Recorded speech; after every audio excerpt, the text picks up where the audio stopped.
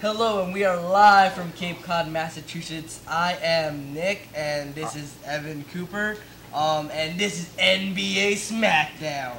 So our first topic today will be the Charlotte Bobcats. After a horrible season, do you think how well can they rebound after this horrible season? Well, I mean, they can't really do any worse. Like 9 wins, or excuse me, 7 wins. You can't do really worse than that. I mean, all they can do is really build. They're getting young talent in the draft, like the number 2 pick as well as another pick in the first round, and they have Kemba Walker as well, who's a good young player. What do you think, Nick?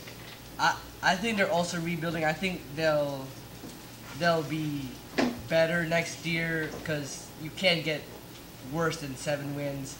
I think next year they could have 14 wins, and that's positive and at the top end. And during this coming draft, who do you think they're gonna pick? Well, it can be from anywhere from a point guard to a center. I mean, Andre Drummond, who's a good. You really think that they'll pick him that high?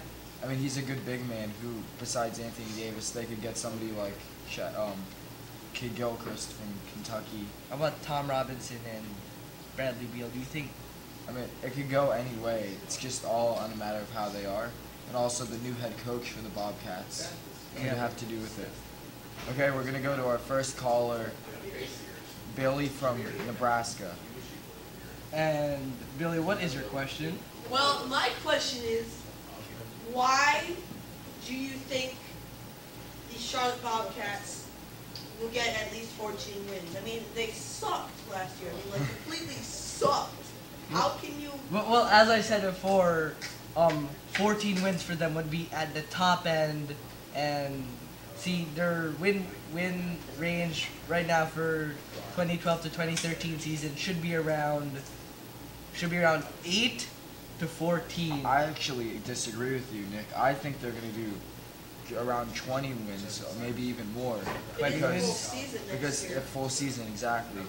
Like, this year was a compressed season, and when they got to a bad start, when they just started losing, they couldn't really pick themselves back up. But in a longer season, you have more time to pick yourself back up. And also... And do you think the rookie, whomever they pick, do you think that he can have an immediate impact right away? Well, that nobody goes to the games. Well, I don't think... Who's going to care?